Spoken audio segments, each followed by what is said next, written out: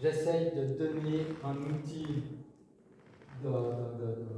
d'analyse et d'introspection pour lier, en résumé, le global et le local, le conscient et le subconscient, et de faire apparaître ce qu'on appelle des structures. C'est-à-dire entre le lien entre le global et le local, c'est qu'il y a toujours les structures qui vont se répéter. Et on peut aussi faire la même chose avec l'esprit. Et je vais vous montrer selon mon approche comment. Donc, pour résumer, le chemin parcouru de manière logique est le suivant. C'est que j'ai combiné l'approche analytique avec le théorème de complétude, ce qui nous a permis d'arriver sur un paradoxe dit insolvable, c'est-à-dire que nous nous rendons compte que notre perception était insuffisante à pouvoir comprendre dans sa totalité l'univers.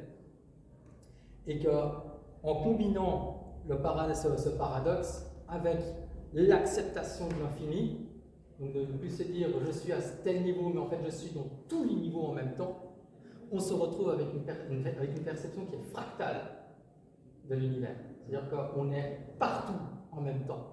Et ceci va nous donc donner la possibilité d'utiliser la logique des fractales avec les pensées pour arriver sur une géométrie de pensée. Ça veut dire qu'à partir de là, on va pouvoir reconnaître la structure d'une idée dans d'autres dimensionnalités ou bien dans ses variantes, parce qu'on peut se représenter les dimensionnalités comme un graphique où, en montant, tout devient de plus complexe, et sur l'axe horizontal, on se retrouve avec les variantes en fonction du niveau de complexité.